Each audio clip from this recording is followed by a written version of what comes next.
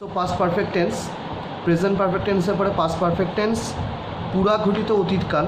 এটা তোমাদের 4টে ক্লাসরুমের মাধ্যমে আমি দেবো। কেন ক্লাসরুম বলছি? ক্লাসে যেভাবে পড়াবো, যেভাবে পড়াতাম আমি, যদি আমি ক্লাসে পড়াতাম তাহলে তোমাদেরকে প্রথম ক্লাসরুমে নর্মাল পাস্ট পারফেক্ট টেন্সের সম্বন্ধে বলতাম, তারপরে দ্বিতীয় ক্লাসরুমে তার ডিফিকাল্টিস, এইভাবে আরও 3টে ক্লাসরুম আমি নিতাম।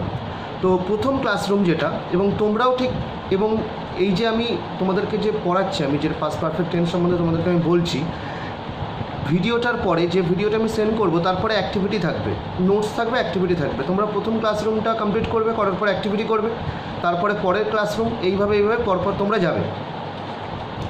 তো প্রথম ক্লাসরুমে আমরা যেটা পাচ্ছি সেটা হচ্ছে ফার্স্টে কনসেপ্ট অ্যান্ড ফরমেশন, ধারণা এবং গঠন।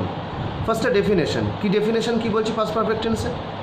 Past perfect tense is used, past perfect টেন্সকে ব্যবহার করা হয় when the action was completed, যখন কোনো কাজটা শেষ হয়ে গিয়েছিল, a long time ago, অনেক আগে, but the effect of the action, কিন্তু কাজের ফলটা remained for some time in the past, অবশিষ্ট ছিল অতীতে কোনো একটা সময়।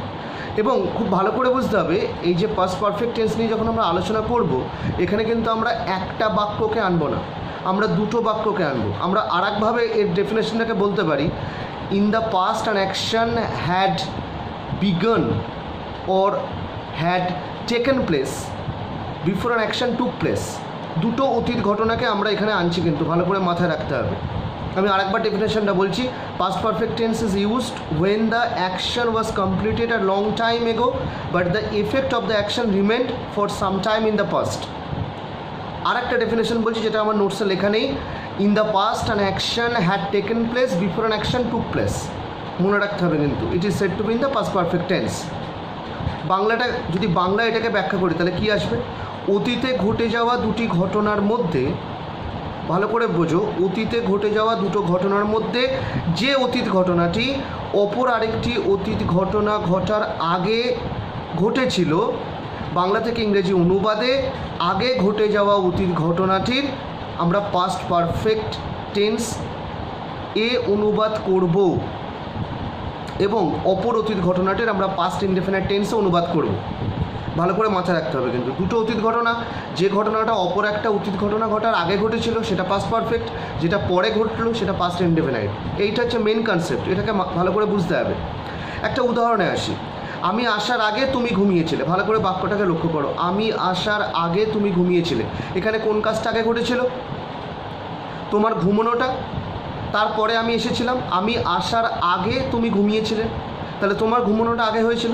তাহলে এখানে দুটি অতীত ঘটনা, একটা হচ্ছে আমি এসেছিলাম, আর 2 নম্বর হচ্ছে তুমি ঘুমিয়েছিলে।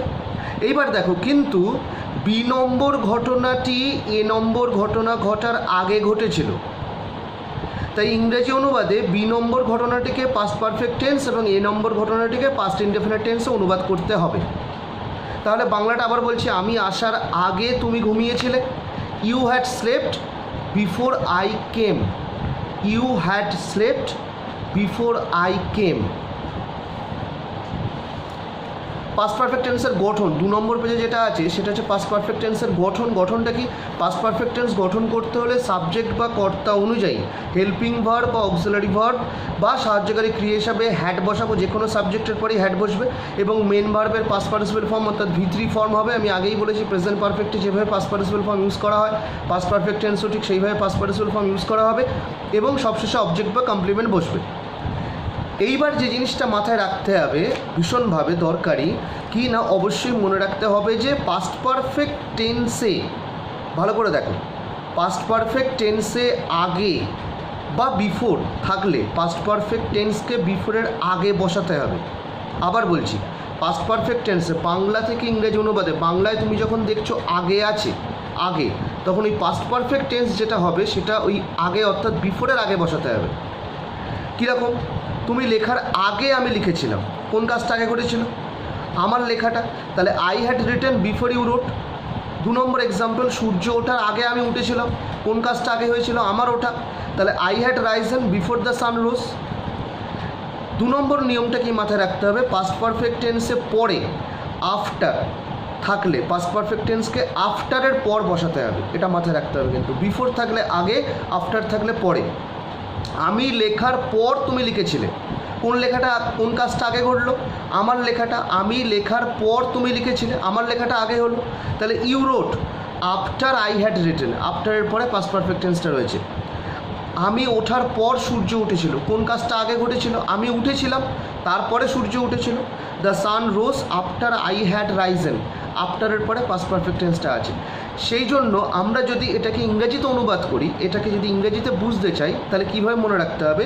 Past perfect tense is used before before and after after. Very important, past perfect tense is used before before and after after. এবার 3 নম্বর পেজে যেটা আছে সেটা হচ্ছে নর্মাল ফরমেশন। যদিও পাস্ট পারফেক্ট টেন্সের আমরা নেগেটিভ, ইন্টারোগেটিভ, নেগেটিভ এই ধরনের বাক্য খুব একটা দেখি না, তার পরিবর্তে পাস্ট ইনডেফিনাইটের মানে অ্যাকচুয়ালি পাস্ট পারফেক্ট টেন্সের প্রয়োগ খুব একটা মডার্ন ইংরেজিতে দেখা যায় না, তার পরিবর্তে পাস্ট ইনডেফিনাইট টেন্স ব্যবহার করা হয়। কিন্তু তবুও আমাদের নর্মাল স্ট্রাকচারটা একটু জেনে রাখতে হবে। অ্যাফার্মেটিভ সেন্টেন্সটা কেমন হচ্ছে?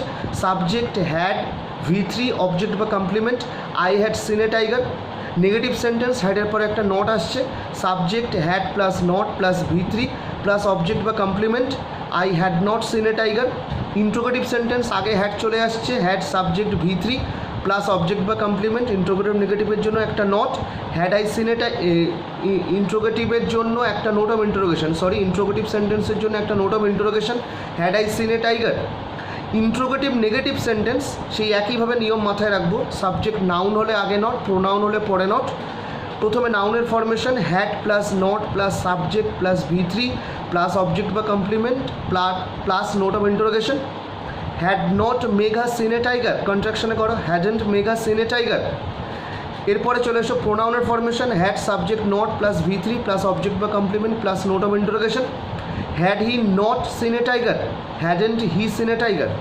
এবার একটা লাল কালিতে লেখা আছে দেখবে নোটসে, বর্তমানে পাস্ট পারফেক্ট টেন্সের পরিবর্তে পাস্ট ইনডেফিনিট টেন্সের ছোটো ছোটো বাক্য গঠন করা হয়। এটা জেনে রাখা ভালো। যেমন আমি আসার পর সকলে খেলাম, এই বাক্যটাকে আমরা পাস্ট পারফেক্ট টেন্সও ইংরেজিতে অনুবাদ করতে পারি, পাস্ট ইনডেফিনিট টেন্সও ইংরেজিতে অনুবাদ করতে পারি। We at after I arrived, আমি আসার পর সকলে খেলাম। We at after I arrived. So this is the classroom number 1 of past perfect tense. এরপরে অ্যাক্টিভিটি আছে, এটাকে ভালো করে ভিডিওটাকে বারবার দেখার পরে, নোটসগুলোকে পড়ার পরে তারপরে তোমরা অ্যাক্টিভিটি করবে। ওকে, বাই।